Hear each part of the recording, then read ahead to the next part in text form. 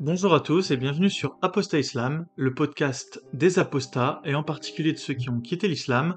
Si vous nous écoutez sur YouTube, la chaîne se nomme Témoignages ex-musulmans. Nous allons dans cet épisode poursuivre les aventures d'Anissa, donc si vous n'avez pas écouté l'épisode 1 du témoignage d'Anissa, je vous conseille fortement d'aller l'écouter en premier. Pour l'intro de ce deuxième épisode, je vais simplement vous lire la lettre qu'a rédigée Nadia El Fani, la présidente de l'association Laïcs sans frontières, pour vous motiver un petit peu à venir participer à l'association.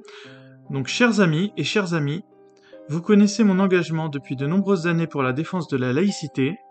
J'ai avec moi d'autres militants et militantes comme moi convaincus que ce principe est à la base de la démocratie. Enfin concrétiser mon projet de longue date de créer Laïcs sans frontières, une association qui veut regrouper tous les laïcs de la Terre pour défendre l'idée que tous les États sur cette planète se devraient d'être des États civils, sans référence aux religieux. Nous organisons en décembre 2023 à Paris une conférence internationale intitulée Soyons réalistes, exigeons la laïcité partout. Nous inviterons des intervenants issus plus particulièrement des mondes musulmans, mais pas seulement, et nous lancerons un appel à inscrire la laïcité dans les droits humains, un pas vers la paix dans le monde, que nous projetons de déposer à l'ONU. Cet appel prend tout son sens à l'heure du combat des Iraniennes et des Iraniens pour l'instauration d'un État civil dans leur pays. Laïcs de tous les pays, unissons-nous. Vous pouvez adresser votre demande d'adhésion à LSF. Le montant des cotisations s'échelonne de 20 à 100 euros en fonction de ce que vous jugerez possible de donner. Un lien vers Eloasso, habilité à recevoir vos dons et demandes d'adhésion, est en description de cet épisode. Donc merci à tous ceux qui pourront soit donner, soit participer pour devenir membre de l'association LSF. Donc comme vous l'aurez compris, l'association a pour but pour l'année 2023 d'organiser une grande conférence en fin d'année, une conférence internationale qui regroupera les plus grands laïcs du monde et qui aura pour but final d'adresser à l'ONU un appel pour inscrire la laïcité dans les droits humains. Donc c'est quelque chose de très concret, c'est quelque chose qui fait totalement sens avec tout le travail que j'ai fait dans ce podcast. Et si vous avez la motivation de nous rejoindre, l'envie, les capacités, quelles qu'elles soient, même si vous pensez n'en avoir aucune, on vous trouvera forcément quelque chose d'utile à faire. Et voilà, on recherche simplement des personnes de bonne volonté qui sont globalement d'accord avec notre message. Je pense que si vous suivez mon podcast depuis un moment, je pense que voilà, vous connaissez un petit peu ma vision du monde.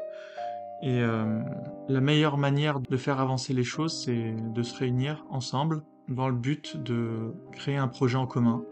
Et à ce jour, c'est le plus gros projet qui puisse vous être proposé dans le cadre de la lutte contre les dogmes dans le monde et pour l'émancipation de tous les libres penseurs. Et à présent, je vous propose de prolonger l'interview avec Anissa. Alors, on avait laissé Anissa à l'annonce de la naissance de son enfant. Ça s'était très mal passé. Son père l'a totalement abandonnée lorsqu'elle a annoncé avoir eu un enfant. On verra qu'ensuite, Anissa, elle a fait comme elle pouvait pour élever son fils. Même si ça a été dur, elle a réussi à s'en sortir. Au niveau de sa quête spirituelle, on verra qu'elle a cru, elle a pensé, voilà, avoir touché le but, mais qu'au final, les choses ne se sont pas totalement passées comme elle le souhaitait. Et malheureusement, plus on cherche à creuser l'islam, et plus on se rapproche de l'apostasie finalement. Et c'est ce qui s'est passé pour Anissa. Eh bien, quant à moi, je vous souhaite une bonne interview. Donc, en tout cas, on espère qu'il y aura à l'avenir plus de filles rationnelles comme ta sœur. Qu'est-ce qui faisait que c'est une personne plus rationnelle que toi? L'éducation, mais l'éducation, scolaire, scientifique, elle était plus assidue, dans les études et je pense que ça a fait la différence. Alors en plus, elle avait un côté, scientifique. Je pense que c'était en elle, hein, tout simplement, hein. Pour moi, l'éducation scolaire, participe à libérer la femme aussi, hein. Voilà, je pense que quand tu t'intéresses, à plein de choses, à la lecture, aux sciences, à l'histoire, tu as quand même, plus tendance à remettre en doute la religion, quoi. Ça te paraît quand même un peu moins concret, pour le coup. Tu sais qu'en islam, les femmes ne vont pas à l'école, hein. Bah, c'est problématique. Au mieux, il faut leur apprendre, l'arabe, mais l'arabe, littéraire pour apprendre le Coran. Jusqu'à très tard, quand on disait: «Envoyer les femmes à l'école», en terre d'islam, ça signifiait, envoyer-les à l'école islamique. Mmh, mmh mh. Apprendre l'arabe littéraire et qu'elles puissent lire le Coran et ensuite, c'est retour à la cuisine, tu vois? Donc Oui, non, mais c'est stratégique. Je pense que à la naissance de l'islam, c'était une stratégie et c'est quelque chose qui a perduré dans le temps, hein. Ça pour moi, ça reste une voie d'ouverture quand même pour, essayer au moins, d'éradiquer l'islam. C'est d'éduquer les petites filles. Alors, après c'est compliqué. C'est autant dans des pays un peu moins développés, ça peut servir. Je suis pas sûre que ça serve énormément en France. Je sais pas, par exemple, si tu as déjà vu, à la télé ou sur les réseaux, et il y a une jeune fille là, je crois qu'elle s'appelle Lilia, elle fait des études de droit, la ouais. gonzesse, elle est à l'école, elle a l'air quand même, elle est pas illettrée, hein, mais ça lui rend pas service non plus, quoi. C'est pas l'éducation qui lui a rendu service, hein, donc Non, ça rend service, en fait, à partir d'un certain niveau d'éducation, je pense. Une éducation, ouais. scientifique, en fait, Mmh. malheureusement, c'est assez frustrant à dire, mais, la meilleure barrière, contre l'islam, c'est une éducation, de haut niveau, en fait. Ça, l'éducation école primaire, quoi. Et si tu Bah, fais une armée, d'ingénieurs, femmes, en plus ça tombe bien, il me semble que je crois tu as peut-être quoi, 20 de d'ingénieurs en informatique féminines. Quand tu fais comme demande, d'arriver à la parité, indirectement tu coupes l'arbre sous le pied des islamistes. je pense que ce que tu dis est vrai. Ma grande sœur est ingénieure en informatique, donc peut-être Ouais, d'avoir une part ils cochent une toutes les grande part cases. de vérité dans ce que tu dis. Mais c'est plus Heu, coûteux, quoi. Malheureusement, voilà. Mais en revanche, je pense que l'éducation, c'est une clé. L'éducation, ça reste une clé et ça va permettre, bah, de sortir certaines personnes, analphabètes, des idées préconçues qu'on peut leur imposer, leur apprendre par cœur, voilà. Je pense que savoir lire, ça va apprendre beaucoup de choses, d'avoir l'esprit critique, ça va apprendre, à remettre en question, à avoir le doute, hein, parce que c'est quand tu apostasies, la naissance de l'apostasie, c'est le doute, en fait, et quand tu as pas cet esprit critique, tu peux pas remettre en cause les choses. Donc je pense que l'éducation, c'est une clé, mais au-delà de ça, tu as quand même des personnes très éduquées, bah, qui prêchent, en fait, hein, quand même, hein. Ça existe, hein. Encore une fois, moi, je reviens, à la nature de la personne, si c'est une mauvaise ou une bonne personne, au service de quoi tu choisis de mettre ton intelligence, en fait. Parce que si je prends le cas de la jeune Lilia là qu'on voit à la télé, elle est pas bête. Elle a quand même, de l'éducation. Sauf que, bah, son intelligence, elle a choisi de la mettre au service de son idéologie et il est là le problème. L'éducation, c'est une clé parmi tant d'autres, hein. Mais bon, il vaut mieux prendre le risque d'éduquer des personnes, bah, qui peuvent devenir comme elle, plutôt que d'avoir des robots, qui vont former une armée, djihadistes, et qui vont rien comprendre. Parce qu'une personne éduquée et qui va aller, mettre son intelligence au service, de son idéologie, tu auras toujours d'autres personnes en face qui vont pouvoir, contre-attaquer, tu vois? Alors que quelqu'un qui a pas d'éducation et qui est de la chair à canon, bah, c'est du gâchis humain, dans tous les sens du terme, quoi. surtout qu'en général, dans le monde moderne, ils finissent pas comme chair à canon, ils finissent comme, au RSA, asonnés, en bas de leur cité. Donc, au moins la chair à canon, bah, tu en étais débarrassé quelque part. Mmh, mmh mh. Bah, parlons de ton apostasie alors du coup, quand naissent les premiers doutes, sérieux en tout cas? Quand naissent les premiers doutes, donc moi, si je te disais, j'avais une très, très grande foi en Dieu et j'étais persuadée de parler à quelqu'un et que quelqu'un m'entendait. Donc je m'intéressais quand même pas mal à l'islam, mais la pratique, elle me paraissait vraiment, trop rigoureuse, trop lourde. Donc j'avais plus développé un petit côté spirituel un peu soufi, quoi. J'avais lu plein de livres, hein, d'inspiration soufie et puis bon, il y avait plein de valeurs, qui moi me parlaient, l'élévation de soi, l'excellence, le bon comportement. Donc j'étais très axée là-dessus et j'avais, l'intime conviction que de m'élever spirituellement, d'atteindre l'excellence et d'avoir un bon comportement m'apporterait de bonnes choses dans ma vie. comme j'avais déjà eu beaucoup de galères dans mon passé et que j'étais persuadée que j'étais responsable des galères qui m'étaient arrivées, puisque c'était les idées qu'on avait fait germer en moi, hein, je m'étais dit: «Bah, à partir de maintenant, tu vas viser l'excellence». Et j'utilise le terme l'excellence. Alors, je m'excuse, hein, je parle pas arabe, mais il y a un terme arabe, pour ça, que les soufis, utilisent beaucoup, c'est, ihsan, je crois. Ouais. Et Mmh. et voilà, moi, c'est ce que je visais, quoi. C'était, l'ultime étape, quoi. Et je me disais: «Bon, bah, voilà, si tu vises ça, il ne pourra t'arriver que de bonnes choses, en fait». Tu vois, je fais partie c'est pour ça que je disais tout à l'heure, je fais partie de ce genre de personnes qui prenait les bonnes choses dans l'islam. J'avais, voilà, moi je pense être une bonne personne et je prenais vraiment, la sagesse, la bienveillance, la miséricorde et tout ça. Donc voilà, donc je me disais, plus tu seras bonne et plus il t'arrivera des bonnes choses dans ta vie. J'étais, séparée du père de mon fils. J'ai rencontré, quelqu'un d'autre qui était aussi de confession musulmane, mais cette fois-ci dans une famille, très pratiquante, plus rigoriste, très traditionnelle, et voilà. Donc bah, lui, il m'a tout de suite prévenue, il m'a dit: «Voilà, moi je te préviens, dans ma famille, ils sont comme ça, tu comprends?» Et puis bon, moi comme, bah, j'avais, cette envie de me rapprocher de la religion, j'ai trouvé que c'était une aubaine, en fait. Je me suis dit, bah, c'est Dieu qui met des personnes comme ça sur mon chemin. C'est parce que tu te comportes bien, c'est parce que tu fais les choses bien, tu es entendu, on t'amène quelqu'un, qui est là pour toi, en plus de ça, il a un environnement religieux qui va t'apporter, peut-être la connaissance que tu as toujours voulu. Enfin, j'avais l'impression de de toucher le but, quoi. Ça y est, enfin, j'y étais, hein.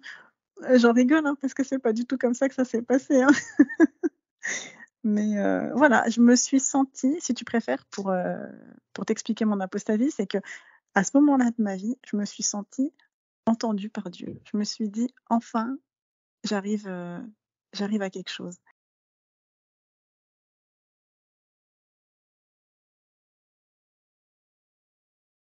J'essayais de faire les choses bien, de me rapprocher de Dieu et d'apprendre à pratiquer, pour être parfaite, en fait. Voilà, je me disais: «Bah, maintenant que tu as la spiritualité, il te manque plus que la pratique et puis tout ira bien, quoi». Et en fait, quand j'ai commencé à pratiquer, bah, c'est là qu'il m'est réarrivé des choses, où je me suis dit: «Non, c'est pas possible, Dieu n'existe pas».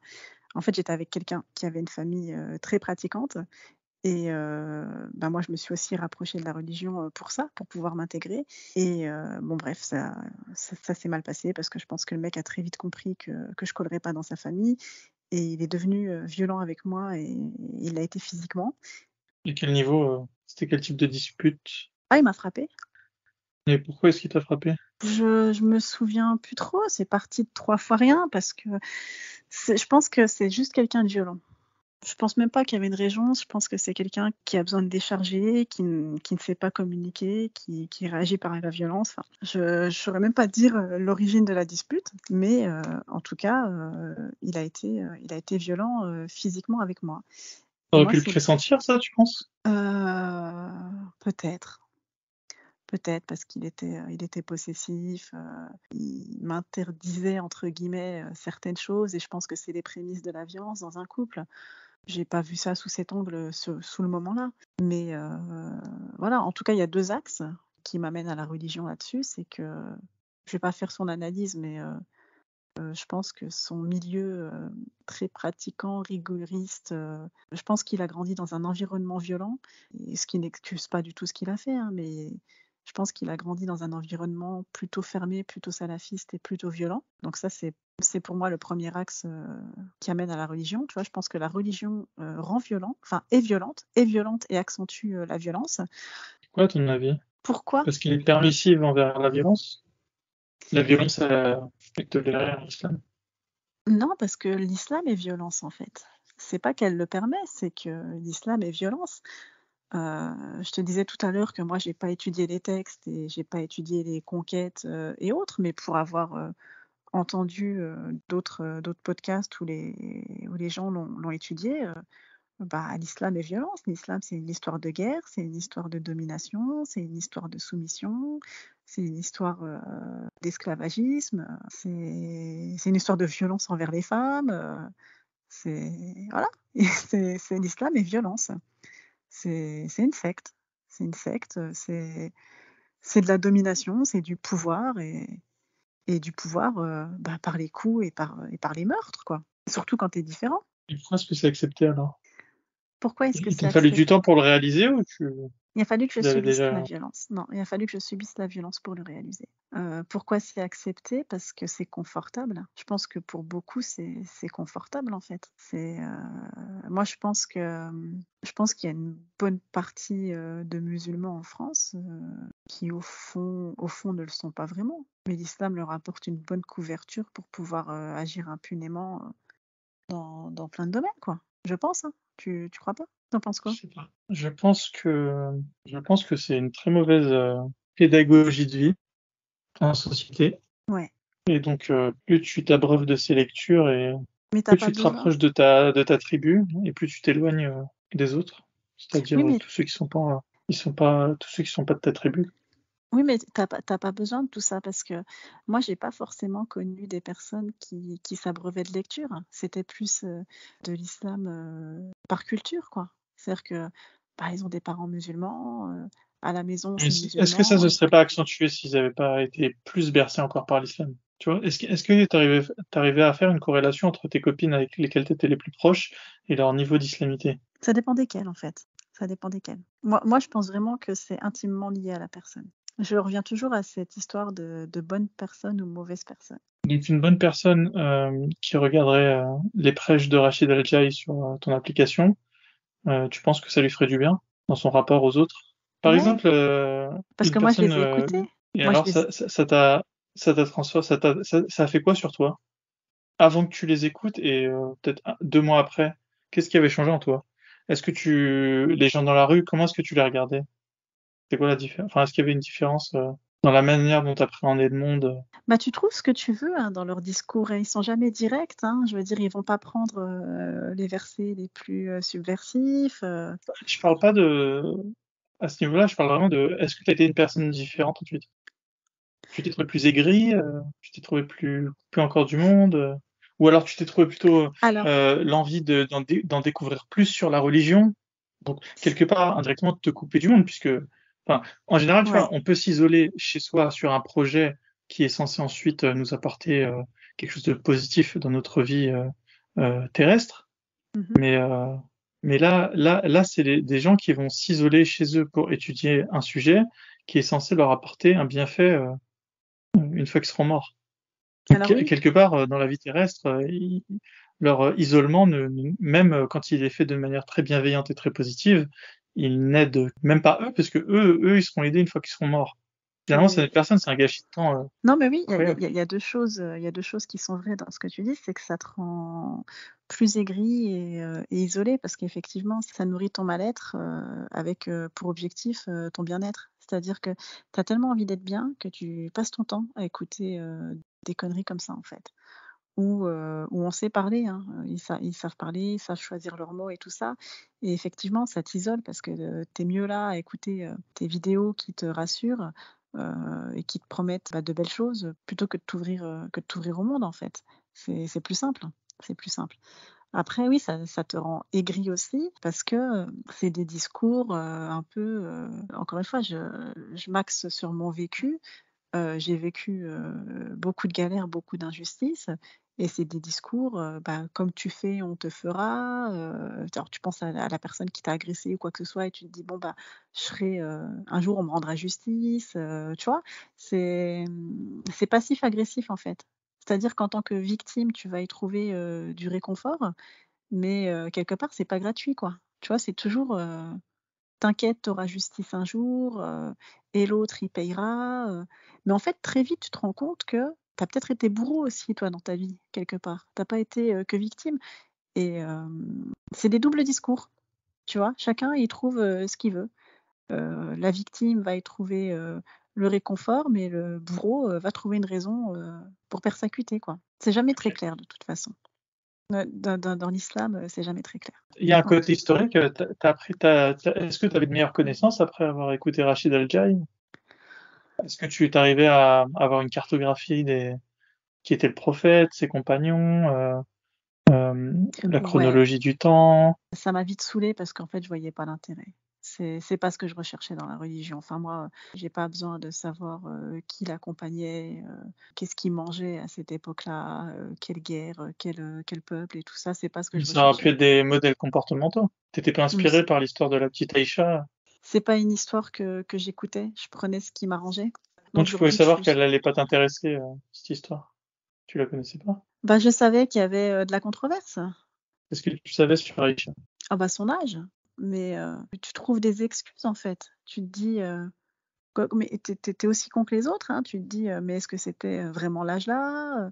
Et puis en fait, il a pas consommé avant tel âge, En fait, tu mets pas le nez dedans. Quand tu as pas envie de savoir quelque chose, tu ne mets pas le nez dedans. Quand tu et je pense avoir été à un moment donné, très égoïste. C'est-à-dire que, ben, moi, je recherchais, mon bien-être, je recherchais des bonnes choses et je fermais les yeux au reste. Tu c'est très l'esprit humain, il a très facile à mettre des choses de côté, même mauvaises et de se dire, «De toute façon, moi, je prends que le bon». Mais c'est OK. je sais pas, Il y a quelque chose qui te dérangeait par Aïcha? quelque chose qui me dérangeait, si ça me dérangeait qu'il ait plusieurs femmes. Ouais, ça me dérangeait. S'il y a un truc qui me dérangeait, c'était plus ça.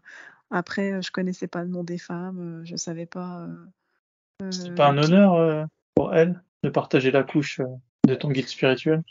je comprenais pas. Je comprenais pas qu'on puisse, tolérer, qu'un homme ait plusieurs femmes, quelle qu'en soit la raison, hein, que ce soit parce que l'autre elle est veuve, parce que l'autre elle est pauvre, parce que non, c'était pas une explication. Mais j'ai vraiment mis ça de côté, en fait. Si tu préfères, je m'y intéressais pas. J'allais vraiment chercher, le côté, spirituel et moi ce que je connaissais, du prophète, c'était pas, clairement sa vie, mais c'était plutôt, des bons comportements qu'on lui attribuait. J'ai pris ce que je voulais. Lequel? Lequel? Je sais pas moi, faut être bon avec ses voisins, il faut, donner de l'argent, aux nécessiteux, faut avoir un bon comportement envers ses parents, tu vois? C'est ce que j'entendais en fait. C'est ce que j'entendais. J'ai jamais cherché un autre discours, mais en tout cas, j'avais jamais ent avant de découvrir les apostats, j'avais jamais entendu parler, par exemple, les versets sataniques, l'esclavagisme, la pédophilie, l'histoire de l'adoption avec, Zeynep, là, la femme de son fils adoptif. Mais moi, je l'ai découvert en écoutant les apostats, en fait. Et je te dirais que j'ai appris plus l'islam à travers les apostats qu'à travers les musulmans. Parce que les apostats, Mmh. eux, vont chercher les textes et vont chercher les histoires. Et toutes ces personnes qui ont cherché ont fait le travail pour moi. Comment Donc est-ce que déjà, tu t'es pas dit qu'on pouvait te tromper, qu'on n'était pas des agents du diable? heu, Parce que le parce diable est très malin, tu sais, il a pu créer des êtres humains, aux capacités cognitives hors normes et parce que ça n'a pas de sens. Je veux dire, il y a quand même, une qu'est-ce qui te prouve notion que je suis pas un agent du diable, parce d'Iblis? Parce que tu as quand même, alors même si le bien et le mal est un concept humain autant que la justice, la morale et tout ça, je pense quand même, tu as quand même, une notion de bien qui résonne en chacun et qui est commune, à une grande partie de la population sur terre, quoi. Si tu prends, 2 sacs, et on te dit, «Ça tu mets dans le sac, si tu dis que c'est bien, ça tu le mets dans l'autre sac si tu penses que c'est mal», bah, tu as une bonne partie de la population qui va mettre les mêmes choses dans le bien, quoi. Et moi, le raisonnement que tous les apostats que j'ai pu entendre ont eu, c'était un raisonnement axé vers le bien plus que vers le mauvais. Il y a jamais personne qui a apostasié dans le but de nuire à quelqu'un. Moi, j'ai entendu des gens apostasier parce qu'ils étaient, battus, parce qu'ils se sont sentis, parce qu'ils ont été trompés, parce qu'on les a privés de liberté, parce qu'ils ont été eux-mêmes, tout simplement. Pour moi, ça peut pas être, le fruit de quelque chose de démoniaque. C'est pas démoniaque de vouloir, être soi-même, libre, heureux, d'être bien, quoi. En revanche, si tu prends, le côté, musulman, il y a beaucoup de choses mal. C'est mal de priver quelqu'un de sa liberté, c'est mal de le frapper, c'est mal de tuer et ça, je pense que, bah, c'est une chose qui est commune à tous les mortels de la terre, quoi. Il y a des valeurs, de bien et de mal qui sont communes à tous et moi-même, hein, je me considère comme quelqu'un de bien et dans la dernière relation que j'ai eue, Lui qui avait une famille très traditionnelle, très religieuse, il y a des fois où il me disait mais toi t'es genouné, toi c'est le West-West, c'est parce que tu pratiques pas, et c'est le shaitan et machin. Si tu lui Mais disais, c'était un peu tout et n'importe quoi. J'ai pas forcément d'exemple, mais si j'allais pas dans son sens, même dans le quotidien, quoi. Sur des choses très. En plus, c'était des choses du quotidien. C'est pour ça que j'ai pas d'exemple. il Mais n'y a rien de religieux. non, il y avait rien de religieux parce qu'en plus, c'était pas le plus grand pratiquant, quoi. C'était vraiment sa famille était pratiquante. Lui, c'était un hypocrite. C'est-à-dire que voilà, il avait une image avec sa famille et puis une image avec moi. Et moi, je sais que c'était pas le plus grand des pratiquants. Même pas du tout, Ça quoi. favorise ce genre de comportement schizophrénique, hein. De quoi? Le fait de devoir donner une image. Mais ça crée des monstres, en fait. Et cette personne-là, pour moi, ça a été le déclencheur de mon apostasie. Parce que je me suis dit, l'islam crée des monstres. C'est-à-dire que j'ai vu des monstres de son côté à lui dans les fanatiques qui l'entourent. Mais de l'autre côté, j'ai vu quelqu'un qui n'a pas cette idéologie, mais qui est complètement taré, parce que le mec était perdu, il savait même pas qui il était, en fait. Ou alors il Mais savait comment ça qui. se fait que les psychanalystes ne l'ont pas encore détecté, tu vois? Bah ça, c'est la grande question, hein. Moi, je me pose la question tous les jours, en fait, parce que Est-ce que nous, on se trompe et dans ce cas-là, on saurait nous expliquer en quoi on se trompe? Ou je est-ce pense. que on a raison? Ou alors est-ce que c'est nuancé? Tu vois, enfin, le spectre est large. Dans l'air du temps, c'est le Si McDo, tu... venez comme vous êtes, c'est l'auberge Non, mais espagnole. moi, je pense pas qu'on se Euh, trompe, pour la simple et bonne raison qu'il n'y a pas de nuisance à autrui. Tu vois, l'apostasie n'a jamais tué personne. Elle a jamais exclu qui que ce soit. Voilà. Donc, je pense pas qu'il y ait d'erreur dans le choix d'apostasier. C'est juste un chemin, une réflexion qui t'amène à la liberté. Et en ça, tu peux pas te tromper. En revanche, là où les autres ne voient pas, c'est qu'ils ne voient pas le danger. Je pense que tout à l'heure on parlait de psychanalyste, alors c'est peut-être encore un cas à part parce qu'effectivement, si non, tu sais pourquoi ils le voient pas les psychanalystes? Parce qu'ils consultent pas en fait les musulmans. Ils vont voir un imam, ils se font exorciser. S'ils consultaient, peut-être que finalement ils seraient diagnostiqués, mais ils consultent pas, ils sont pas fous. Et celui qu'on pense fou, enfin les fous qu'ils sont ne consultent pas parce qu'ils ne considèrent pas l'être, mais ils déclarent les gens saints d'esprit fous, tu vois? C'est saint d'esprit qui est possédé, qui a un genou amoureux ou ce que tu veux et et quoi d'autre. Donc je pense qu'ils sont peut-être pas diagnostiqués, j'en sais on rien. vit dans un monde on vit dans un monde de dingue. Ok. Mais ça fait peur. Enfin, moi je dis toujours, ils vivent dans le monde d'Harry Potter en fait, avec ils vivent avec des créatures autour d'eux, enfin, avec le On vit dans le monde shaitan. d'Harry Potter avec la moitié de la population du livre qui est sorcier et qui va à Poudlard, tu vois. Ouais, non, mais ça fait peur, hein. Toutes ces petites histoires là surnaturelles, c'est terrifiant. Et tu sais que moi j'ai découvert une chose en allant sur le Discord. C'est ce qu'on discutait tout à l'heure en préambule, c'est que je me suis rendu compte que moi j'avais pas grandi dans un univers musulman. En revanche, bah, sur le Discord, tu as beaucoup de personnes qui, eux, sont vraiment d'origine maghrébine et ont grandi là-dedans. Et la discussion que j'ai eue avec eux, c'est mais on vous parle vraiment de l'enfer à la maison? Mais oui, quand on est tout petit, on nous dit tu vas aller en enfer, et puis l'enfer c'est comme ça, et puis il y a les genoux. Enfin, on raconte des histoires fantastiques aux enfants. Et ce qui est inquiétant, c'est que les adultes y croient. Parce que tu vas dans un milieu français, on va te parler du Père Noël, mais les adultes, ils savent pertinemment que le Père Noël, il n'existe pas et qu'à un moment donné, la vérité, elle va éclater. Mais ce qui est inquiétant dans l'islam, c'est que même les adultes croient à ce monde imaginaire, en fait. Et ça fait peur. Tu comprends ce que je veux dire? Ouais, mais ce que je comprends surtout, c'est que c'est hyper inquiétant parce que t'imagines que dans nos vies, aujourd'hui, on est entouré de personnes qui sont comme ça. Oui, Et mais j'aimerais bien connaître les séquelles sur une population avec ce genre de cas qui sont en accroisse. Enfin, on en a parlé. bah, la bipolarité, la schizophrénie, C'est le trouble de pire en- borderline, enfin, Mais d'ailleurs, il y aurait pas un indicateur assez simple. Ce serait pas qu'il y ait de plus en plus de séances chez le psy qui soient ouais enregistrées. aussi. Enfin, il y a peut-être des indicateurs indirects qui peuvent donner l'état de santé psychologique d'une nation. Bah, Ok, ok. Bon, il y ben, a qu'à voir les on a redressé agissements un des portrait nations, sympa, hein. hein. Ouais, voilà. Ouais. Déjà, il y a une statistique, je Euh, crois, c'est que plus de la moitié des prisonniers mangent halal. Ah bon? En France?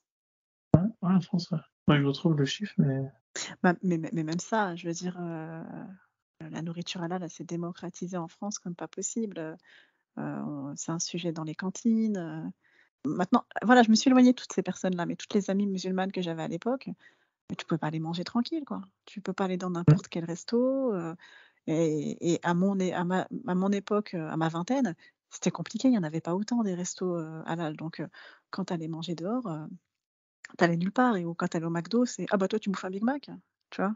Eux, ils prennent le fish et toi, tu prends le Big Mac, et tu fiché, quoi. Tu es fiché de leur côté. Et tu même aujour pas la décence de prendre un fiche, en soutien avec tes sœurs. non, non, non, non, bah, je te dis, moi, j'ai eu Et après, tu te une prenais des éducation remarques hybride, et ouais, ouais, mais ouais, moi, j'ai eu une éducation spéciale, ça pas t'arrangeait bien trop quand même le Big religieuse, Mac, mais avoue. non, mais en plus, c'est très, très bon, hein. Mais en tout cas, ce que je constate aujourd'hui, moi qui ai vécu ma vingtaine là dans les années, 2000, c'est que, la religion est beaucoup plus présente en France, qu'à l'époque. Il y avait pas autant, d'ouverture sur la religion il y a encore 15 ans. C'est présent sur les réseaux, c'est présent, sur le territoire, c'est présent dans les mentalités, et les Français, pour la majorité, pour la majorité des Français, ils se rendent pas compte et ils voient pas la menace arriver. Ils se rendent pas compte, et moi ça me fait peur. Moi ça me fait peur, je suis pas conspirationniste, complotiste ou autre, hein, mais j'ai lu, beaucoup de livres, qui se passaient, à l'époque, en Iran, ou voilà, dans des pays, comme voilà, l'Afghanistan, l'Iran et tout ça, où, bah, la vie était pas la même il y a 50 ans, qu'aujourd'hui, quoi, et je dis pas qu'il aurait arrivé la même chose que nous, mais bah, l'islam, s'est installé, petit à petit, dans les mentalités, par les mariages et puis par la privation de liberté, petit à petit, quoi.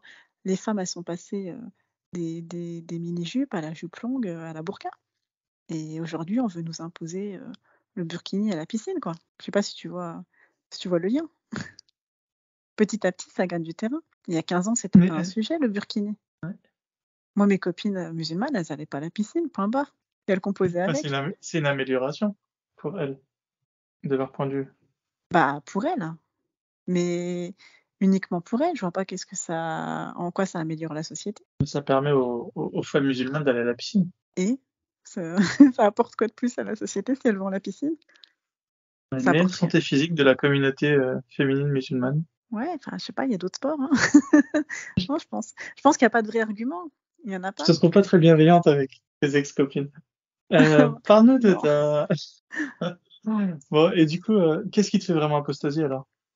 À part, c'est pas Momo avec sa petite voix de d'apostat Heu, qui a fait tout le boulot, non? Est-ce qu'il y a eu un non, grand soir? Est-ce qu'il y a bah, non, c'est l'histoire de chacun, en fait. C'est-à-dire que, bah, moi, quand j'ai subi, de la violence physique, et je t'ai dit, j'ai eu peur pour ma vie alors que j'ai un enfant, et je me suis dit: «Attends, c'est ça le bon Dieu là? Il veut te faire mourir, alors que tu vas laisser un enfant derrière toi? Enfin, tu as tout fait bien. Tu as essayé d'être une meilleure personne, tu t'es bien comporté, tu t'es renseigné sur la religion, et lui, ce qui te met sur ta route, c'est ça le remerciement, quoi». il t'a fait peur à ce point-là? Avec ses Ouais, coups?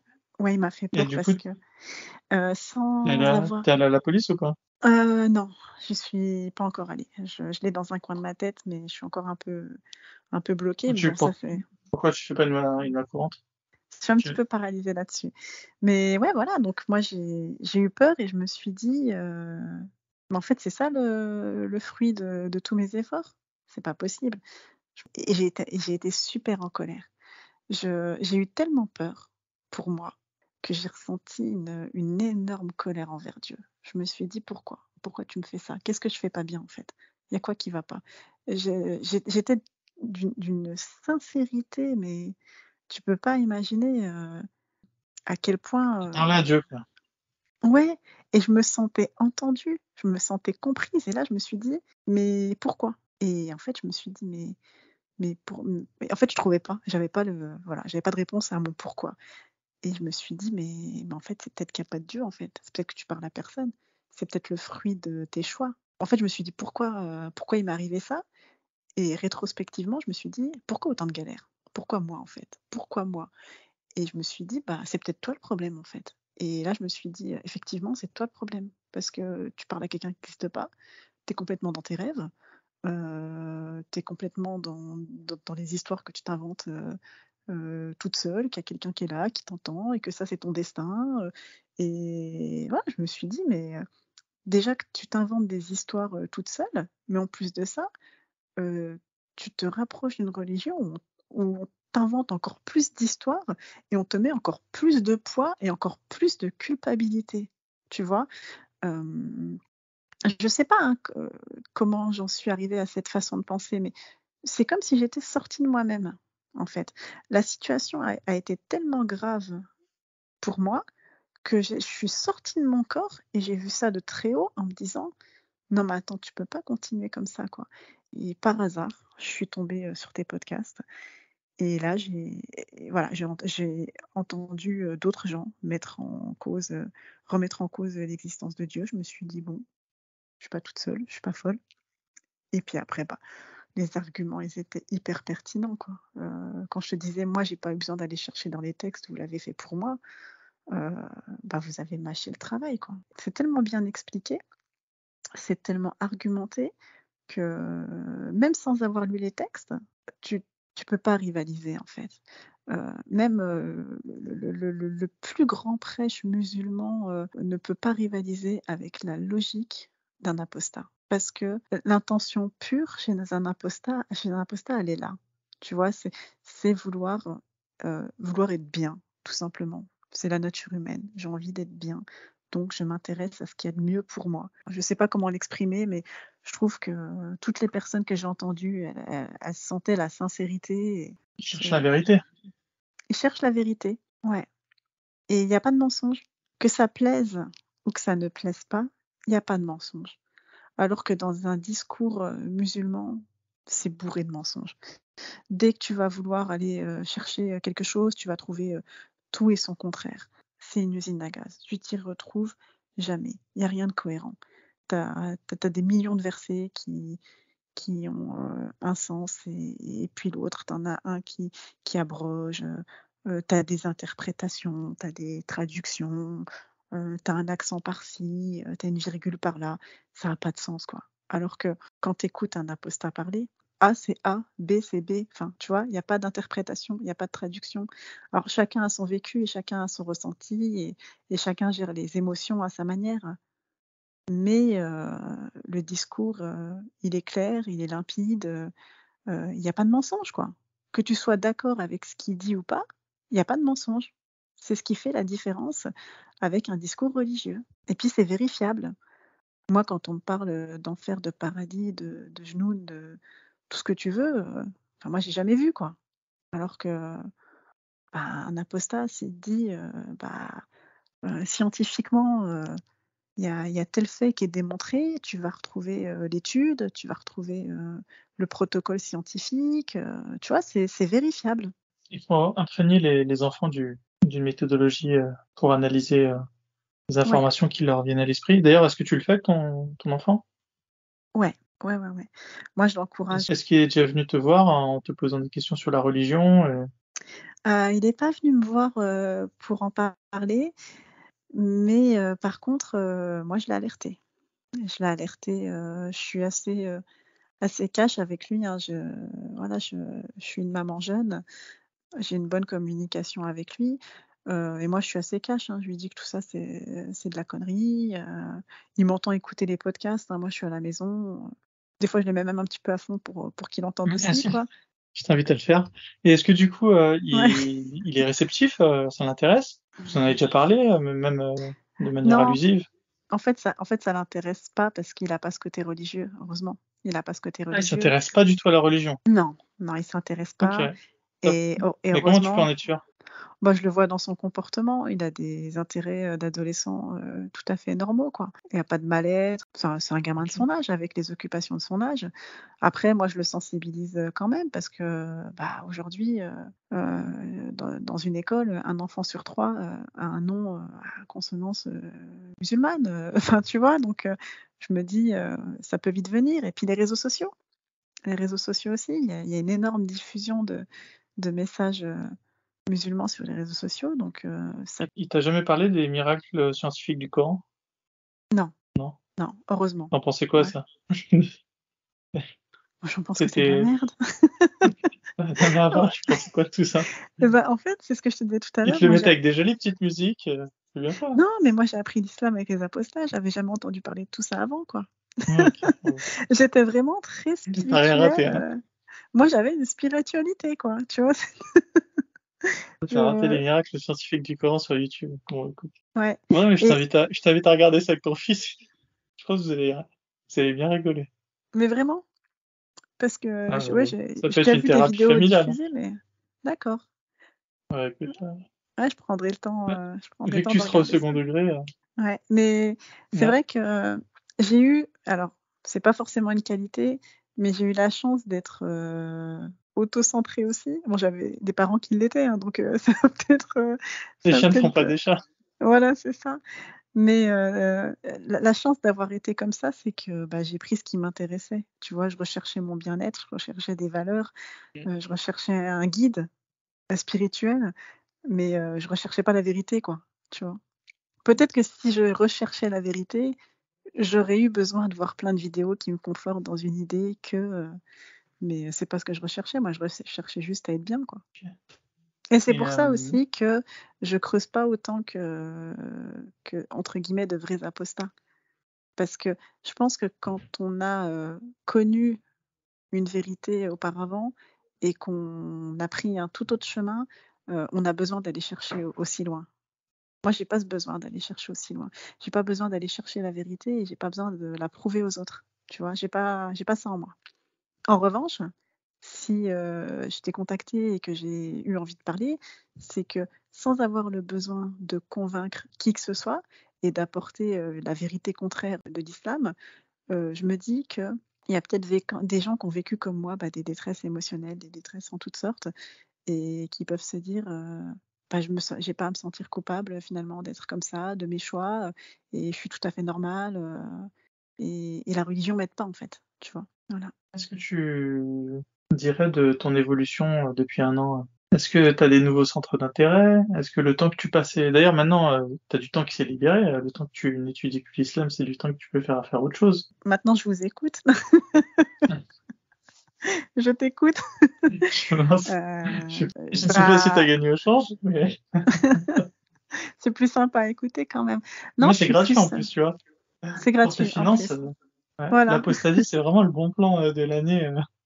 Et du coup, alors, à part écouter le podcast d'Apostat, je sais pas, est-ce que tu t'es par exemple plus mis à la lecture, par exemple? J'étais déjà une grande Ou- lectrice, mais dans chaque épisode, bah, j'ai découvert pas mal de titres qui m'ont donné envie. Alors, je les ai tous achetés, je les ai pas encore commencés, mais j'ai entendu parler. Alors, c'était pas dans un épisode à toi, je crois que c'était dans un épisode sur l'autre chaîne de Soleiman, le livre 2084 de Boualem Sansal. Faut que je commence. Est-ce que tu as des conseils de lecture cette année, par exemple? Non, pas encore, parce que j'ai pas dans toutes les lectures que j'ai pu noter, qui ont un lien avec, l'apostasie, non, j'ai pas encore commencé. J'ai été beaucoup à l'écoute ces derniers temps des podcasts et je me Tu suis pas lisais encore mis à la quoi, lecture. Mais en revanche, ouais, d'habitude? moi, je lisais beaucoup de livres, un peu, spirituels. Il y en avait un qui m'avait super marqué, c'était, Soufi mon amour de Elif Shafak. À l'époque, je crois que c'était un livre qui était grandiose. Claire l'a également conseillé. Donc, Il Claire, est c'est une très, personne que très j'ai eue beau. en interview. Ouais. Ouais. Ouais, Ok. ouais, j'avais Donc là, écouté ça fait ça. 2 apostates qui vous conseillent Sophie, mon amour d'Alice Shafak. Donc, Si on enlève l'islam, du discours, parce que c'est quand même, le soufisme, est-ce c'est que quand tu même une branche de l'islam. as remarqué que très souvent, quand on nous parle de sagesse en islam, on nous parle du soufisme et finalement, on devrait nous parler des paroles du prophète. Tu vois, chez les bouddhistes, t'as les paroles, t'as les citations de Bouddha. Par exemple, si tu veux, sur Audible, eh ben, la partie islam, c'est la partie soufie, en fait. Donc, en fait, c'est même pas le prophète qui aurait dit des choses hautement philosophiques, c'est plus les musulmans de l'époque. Mais contrairement aux Ouais, autres religions qui n'hésitent pas à mettre en avant leur prophète à eux, quoi. Comme si, bah, c'est en creux, le prophète avait produit très peu de grandes connaissances de philosophiques. Est-ce que, contenu. par exemple, toi, quand tu étais musulmane, tu avais lu un livre sur, je sais pas moi, les phrases les plus profondes du prophète? Non, parce que je pense que à ma lecture, j'en aurais rien ressorti d'intéressant. J'allais pas creuser là-dedans. Et ce qui est marrant, c'est qu'en fait, moi, je me considérais musulmane sans adorer de prophète. Enfin, moi, j'ai jamais eu cette sensibilité au prophète, tu Ok. vois? Je pense que c'est quelque chose, qui est propre, aux personnes à qui on a imposé l'islam parce qu'on te dit, voilà: «Je n'adore que Dieu et son messager» et blablabla et machin. Je veux dire, moi, j'ai jamais eu cette culture, en fait. C'est-à-dire que, bah, je comprenais même pas, en fait. En toute sincérité, j'arrivais à me considérer musulmane tout en n'ayant pas assimilé que, bah, il y avait un prophète qui représentait Dieu. Enfin, tu vois? Pour moi, c'était comme une radio, quoi. C'était un moyen de diffusion, d'un message, mais j'y prêtais Mm. pas d'importance. Je m'en foutais de sa vie, je m'en foutais de ce qu'il avait fait. Enfin, j'avais pas du tout de sensibilité à ce niveau-là. C'est peut-être aussi ce qui m'a fait fermer les yeux sur beaucoup de choses, en fait, parce que, c'était pas quelqu'un qui m'intéressait. Plus on parle du prophète aux musulmans, et plus on est censé les d'écouter de l'islam, en fait. Ah mais Surtout si on en clairement! parle en omettant aucun détail de sa vie. Bah, soit tu vas tomber sur des personnes comme moi qui, y portent pas d'importance, qui ont pas eu une éducation, musulmane classique et qui vont, se concentrer sur, les entre guillemets «les bonnes valeurs de la religion», soit tu vas tomber sur, d'autres personnes à qui on a fait une version, édulcorée, de la vie du prophète, quoi, et ces personnes-là vont être beaucoup plus difficiles à convaincre parce que, elles ont un lavage de cerveau, quoi. Tu pourras jamais leur dire que le prophète est une mauvaise personne ou vraiment, bah si, tu pourras parce qu'il y a des personnes qui ont apostasié, mais ça va être difficile parce que tu parles à des murs. Tu remets en cause qui ils sont. C'est pas comme ça qu'on l'appelle, mais c'est le père de tous les croyants, quoi. Souvent, dans les débats, par exemple, Damien Rieu, il a débattu avec la jeune fille dont tu parlais tout à l'heure, là, qui fait Ouais, des ouais, études j'ai vu. d'avocate. Ouais. Son plus gros défaut, ce serait pas de ne pas avoir axé ses attaques sur la vie du prophète, parce que lui, il a plus fait sur les versets du Coran. Est-ce que ça aurait pas plus déstabilisé la jeune femme qui lui demande de se justifier sur l'âge d'Aïcha? Je pense pas parce qu'ils sont de mauvaise foi d'emblée. Ils sont de mauvaise foi, ils vont dissimuler les choses, quand ils sauront plus répondre, ils vont attaquer différemment, je pense pas que ce soit des choses, qui facilitent, Le meilleur angle d'attaque, à ton avis, ça pourrait être quoi? pour moi, le meilleur angle d'attaque, c'est de constater, les ravages de l'islam au quotidien, dans le quotidien des personnes, quoi. Je veux dire, tout ce qui est, la dissonance cognitive, la schizophrénie, enfin ça je vois pas qu'est-ce que ça apporte de bon, en fait. Je pense que l'aspect, historique, ça parle moins, c'est trop loin, ils trouveront toujours, un contre-argument, moi je pense qu'il faut, les mettre, face à la réalité, quoi. Tu vois? Mais on va te dire que c'est la vie en banlieue qui est difficile parce que la banlieue, c'est moche, on vit les uns sur les autres. Bah, c'est faux. On va te donner des justifications économiques.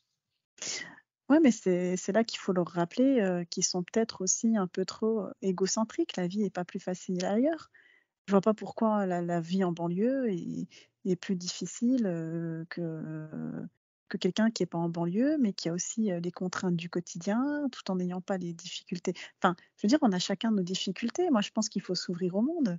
La pauvreté en fait, le problème, c'est la fatalité, aussi dans l'islam. La pauvreté, c'est pas une fatalité, tu vois? Tout ça, c'est pas une fatalité. Ouvrez-vous, ouvrez votre esprit, ouvrez les yeux, c'est pas ça la misère, en fait, tu vois? Mm. Faut leur ouvrir les yeux et leur dire, faut les sortir de la victimisation. La vie en banlieue, Et elle est pas facile comment on et peut faire? alors, comment on peut faire? Ce serait quoi ton L'ouverture au monde, message s'il y a des personnes qui sont encore musulmanes et qui doutent? bah, de s'ouvrir au monde parce que, j'ai beaucoup entendu, en écoutant les podcasts que l'islam était une religion, faite pour les berbères, du 7e siècle, par un bédouin, pardon, pas les berbères, et c'est une réalité en fait. Il y a un monde, Il y a un monde qui existe partout, quoi, et ailleurs, et différemment. Ouvrez-vous. Il y a juste à ouvrir les yeux, en fait, et à s'intéresser à ce qui nous entoure, sortir de son microcosme et de son égocentrisme. Pour ça, il y a une réalité qui est là, il faut mettre les pieds dans la réalité, quoi. On vit pas que pour soi, que pour aller en enfer ou en paradis. On vit ici, là, avec des milliards de personnes, et suffit d'ouvrir les yeux et de vivre dans la réalité pour se rendre compte que bah, tout ça, c'est des histoires, quoi. Faut sortir du livre. Hein. Bon, en tout cas, félicitations, toi, t'en es sorti. Est-ce que tu te rappelles du jour où c'est arrivé? Non, T'as t'as ouvert une bouteille de champagne? je me rappelle pas du jour, mais béni soit-il. T'as pas eu une grosse émotion, enfin, t'as pas eu peur, t'as pas eu peur d'aller en enfer, t'as pas... J'ai pas eu peur d'aller en enfer. En revanche, j'ai eu peur de m'attirer de mauvaises choses dans ma vie. Parce que Non, même encore aujourd'hui, j'ai gardé ce côté un peu ouais, superstitieuse un- peut-être. superstitieux.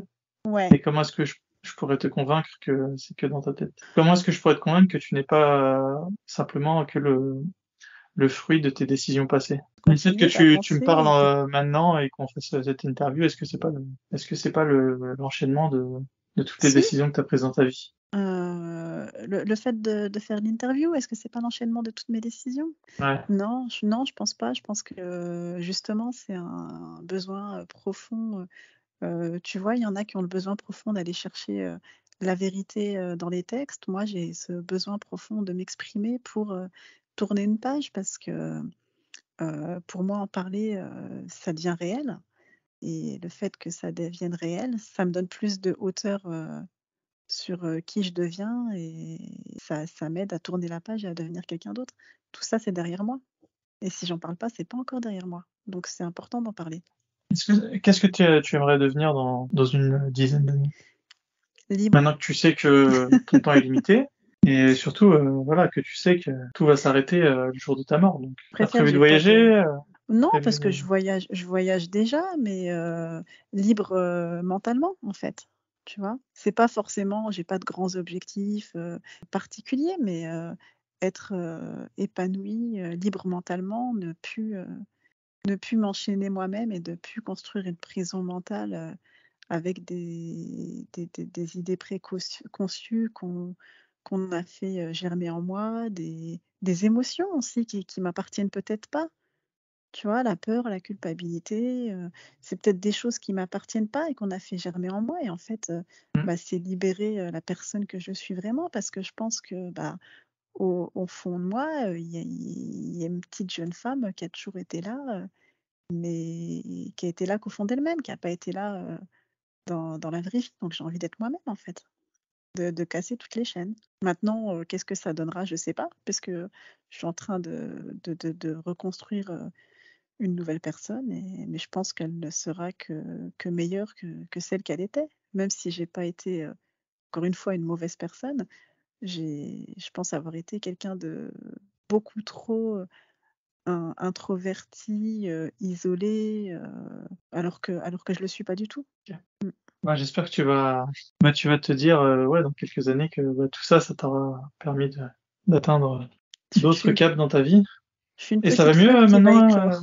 Ouais, c'est ça. Mais du coup, elle l'a pris comment ta sœur alors en apostasie? Ça a dû être une super bonne J'en nouvelle. ai pas parlé. Oh non, Non. t'abuses. Pourquoi? Ah, j'en ai pas parlé Mais parce c'est une super que nouvelle. Mais tu viens avec une bouteille de champagne carrément. ouais, mais parce que je vais jamais trop parler des choses, ni mon rapport à la religion, ni tu Et tu vois? penses pas que ça lui C'est ferait assez plaisir? tabou. Si, mais c'est peut-être ce qui Non. me fait peur, en fait. C'est peut-être, ce qui me fait peur. Pourquoi De ça de te fait ce peur? son côté, «j'avais raison», tu vois? C'est-à-dire que je me Oui, mais elle suis avait raison. hein? Elle avait Elle avait raison. raison. Mais Ouais. est-ce que c'est grave d'admettre qu'on a tort? La vérité, elle était toujours devant toi. C'est juste que tu avais un bandeau sur les yeux. Donc, mais ce Ouais, mais bandeau, c'est on montrer, te l'avait mis. C'est pas toi qui te l'étais mis toi-même sur le. Tu vois ce que je veux dire? c'est montrer une faiblesse, et je suis pas encore prête à ça. J'ai montré une faiblesse. Ouais.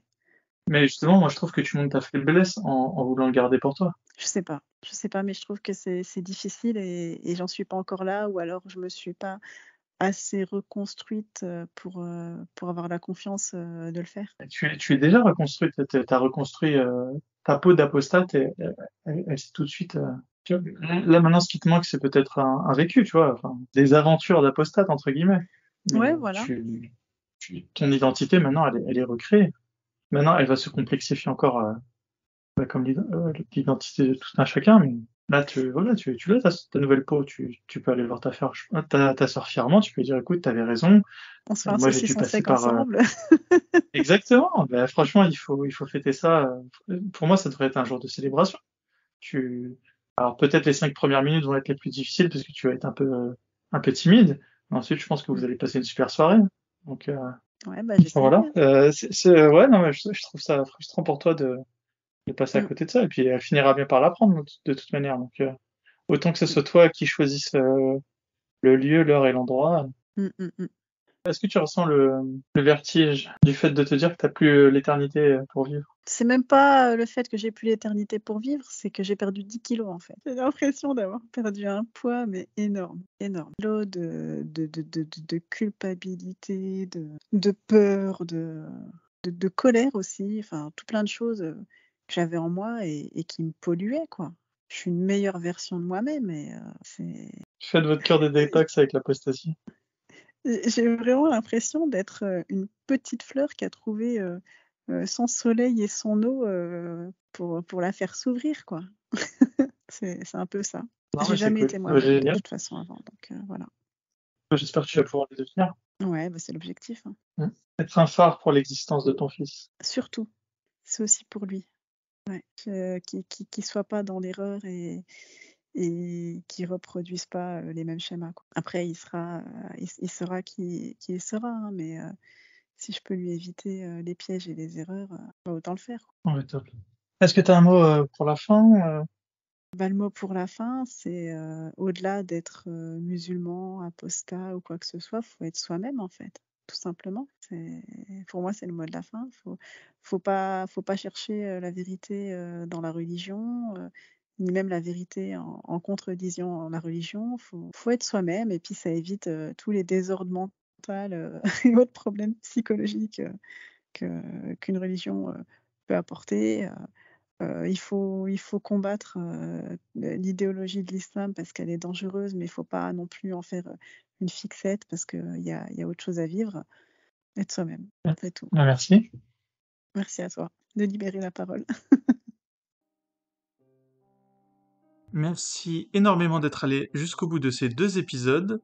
Merci beaucoup Anissa pour ta contribution. Merci d'avoir pris le risque de témoigner publiquement de ton apostasie. C'est un geste qui peut être très dangereux encore en 2023 en France. J'espère que bientôt ce sera quelque chose de totalement banalisé. C'est vraiment le premier geste de courage qu'on puisse faire quand on est apostat, c'est de témoigner publiquement de son apostasie. Une autre chose que l'on peut faire lorsqu'on apostasie, c'est quand même de l'annoncer aux personnes dont on soupçonne qu'elles vont apprécier ce genre de nouvelles. Donc Anissa, je t'enjoins encore une fois à en discuter avec ta sœur. Je suis sûr qu'elle sera très heureuse pour toi. Mettez en commentaire, les amis, si vous pensez qu'Anissa doit annoncer la chose à sa sœur. Je sais qu'Anissa, dans sa famille, la communication, c'est pas le point fort, mais justement, il faut savoir briser les cycles. Et je pense que lorsqu'on a des carences, plutôt que de s'en accommoder et de se dire c'est ma nature, c'est mon comportement, au contraire, je pense que il faut travailler sur ses faiblesses. Il faut pas les laisser comme si elles n'étaient que un trait de personnalité. Donc, quand on sent qu'on manque de communication, on n'a pas la fibre communicationnelle, eh ben il faut se forcer. Alors voilà, c'est peut-être là la différence avec une personne qui a ses qualités, c'est qu'elle voilà, elle peut communiquer sans problème. Moi, par exemple, j'ai aucun problème de communication. Je peux discuter avec tout le monde sans vraiment plus y penser que ça. Voilà, il faut pas se reposer entre guillemets sur ses points faibles. Il faut travailler dessus. Et pareil, si vous avez un enfant par exemple qui est timide, voilà, moi je vais vous donner un exemple. Mon fils est très timide, il ose pas trop dire bonjour. Plutôt que de me dire ah bah il est comme ça, c'est sa personnalité. Non, je le force entre guillemets à voilà à dire bonjour, merci, au revoir aux personnes. Et c'est ce qui permet ensuite voilà de rentrer dans la vie active et dans la vie de tous les jours sans être une espèce de bizarrerie sociale. J'ai vraiment apprécié pas mal de choses d'Anissa. Je retiendrai son concept de musulmans qui choisissent tel ou tel islam en fonction de personnalité. On dira par simplification qu'une personne mauvaise sera peut-être attirée par certains courants de l'islam, tandis qu'une personne plus proche de la rationalité sera attirée par d'autres courants de l'islam. Je vous laisse combler les trous. Honnêtement, réfléchissez à ce concept et vous verrez que vous allez vous faire une belle crampe de cerveau parce que c'est vrai moi, ouais, j'avais vraiment tendance à me dire, quelle que soit la personnalité que l'on soit, l'islam nous fait régresser, nous rend mauvais. Évidemment que je pouvais nuancer mon propos, mais disons que c'était globalement ce que j'avais en tête. J'ai vraiment reconsidéré la question, et c'est vrai que non, l'islam peut mettre en lumière tel trait de personnalité qu'on a, et en fait on choisit tel aspect de l'islam. C'est vrai que l'islam c'est tellement vaste qu'on peut vraiment se faire une religion à la carte, et du coup un peu mettre de côté certaines choses négatives. C'est vrai, je peux pas l'enlever. Et on se rend bien compte qu'au-delà d'être une simple religion, l'islam c'est vraiment un mode de vie, hein. C'est un guide spirituel en fonction de sa personnalité, riche, complexe ou bien très pauvre. On peut vraiment se faire deux religions qui n'ont rien à voir. Alors je le savais, mais c'est toujours intéressant de réfléchir sur ce sujet. Si vous avez apprécié l'interview avec Anissa, je vous conseille vivement d'écouter l'épisode avec Claire, l'épisode 44 de mon podcast. Je rapprocherai un peu les deux personnalités. Je leur trouve beaucoup de points communs. Je vais vous donner aussi un petit conseil de podcast que je mettrai en lien de l'épisode. Le podcast se nomme Méta de choc. Je vous l'avais déjà conseillé, mais je pense qu'à présent, je vais le laisser de manière permanente en description de mes épisodes, tout simplement parce que je pense que Méta de choc, qui est un podcast dédié à la métacognition, donc la métacognition, c'est comprendre pourquoi l'on pense ce que l'on pense, et je pense que c'est essentiel pour nous, les apostats. Ce qui est essentiel, c'est de comprendre d'où nous viennent nos pensées, apprendre finalement à penser. Comment apprendre à résoudre un problème lorsqu'on nous présente un fait ou des éléments, comment les interpréter de la meilleure des manières pour éviter les erreurs logiques de raisonnement. Et ce podcast est génial pour ça. Je vous conseille l'épisode sur le yoga. Et d'ailleurs, l'épisode sur le yoga, vous pouvez l'envoyer à n'importe qui. Je pense que MetaChoc peut être un très bon déclencheur d'apostasie dans le sens où il parle absolument pas d'islam pour le moment, mais justement, les mécanismes sont assez similaires en fait. Dans l'épisode, Isabelle Fetty, la journaliste, interview des personnes qui avaient des croyances et qui les ont déconstruites, et comment ces personnes ont réussi à déconstruire leurs croyances. De manière indirecte, on peut ensuite déconstruire ses propres croyances, puisqu'en fait, ce podcast nous apprend vraiment à réfléchir. Et c'est vrai, je vais vous faire une petite confidence, un des éléments aussi déclencheurs de mon apostasie, peut-être pas le principal, mais ça y avait contribué, au moment où j'avais quand même bien entamé mon processus d'apostasie, une des choses qui m'a permis de l'achever, c'était la lecture du témoignage d'un ancien évangéliste. Et figurez-vous que les évangélistes sont assez proches des musulmans dans leur manière de penser. Du coup, j'avais pas lu ce témoignage forcément pour quitter l'islam à la base, mais comme j'avais bien entamé le processus, je m'étais dit que ça pouvait être utile entre guillemets de lire le témoignage d'un ancien évangéliste. J'avais pressenti que ça allait pouvoir m'aider dans mon à bien entériner l'apostasie, et effectivement, ça avait été vraiment efficace. Ça peut vraiment être ce podcast un bon déclencheur si vous n'osez pas vraiment annoncer l'apostasie à votre entourage. Dans tous les cas, n'hésitez pas à me contacter par email. Je vous rappelle que ce soit pour participer à l'association Laïcs sans frontières, pour participer à un épisode, pour communiquer avec moi, pour me poser des questions ou quoi que ce soit, envoyez-moi un email sur apostaislam@gmail.com. N'hésitez pas également à commenter la vidéo si vous le voulez. Évidemment, abonnez-vous. Soleil d'Apostasie m'a bien largué là, il est déjà à 7000 abonnés, donc bravo à Soleiman. Et vous savez ce qu'il vous reste à faire là, il faut moi aussi me donner un petit coup de main. Mettez un pouce et abonnez-vous. Ça me fera plaisir de le poursuivre dans la quête du nombre d'abonnés. Allez sur aussi, je vais vous donner un conseil de chaîne YouTube, c'est celle de Zioclo. Zioclo, c'est un YouTuber qui accueille un peu tout le monde, tous ceux qui veulent venir peuvent aller sur sa chaîne, et il fait des lives et il a fait plusieurs lives avec les apostats, donc allez-y. Alors j'ai pas participé encore à ces lives, mais je sais que la plupart des gens de la galaxie des apostats ont fait de petites interventions, et je les ai toujours trouvées très pertinentes, donc allez-y, c'est la chaîne YouTube de Zioclo. Si j'y pense, je le mettrai en description également de l'épisode. Et enfin, je vais, pour vous montrer un peu le chemin qui reste à parcourir pour l'association LSF, puisque je vous rappelle, l'un de nos buts affichés est de fournir à l'ONU une demande officielle pour lancer un appel aux dirigeants du monde afin qu'ils puissent prendre en compte la laïcité, pour vous permettre de comprendre le chemin qui reste à parcourir et ce qu'on essaye de faire avec l'association LSF dans le cadre de la conférence où on souhaite intégrer la notion de laïcité dans les principes des droits humains. Je vais vous lire le message de Antonio Guterres, le secrétaire général des Nations Unies, au sujet de la journée contre l'islamophobie, puisque comme tout le monde le sait, les musulmans sont persécutés partout dans le monde. Depuis plus d'un millénaire, le message de paix, de compassion et de bonté que diffuse l'islam est source d'inspiration partout dans le monde. Je pense que George Orwell n'aurait pas fait meilleure présentation de cette religion.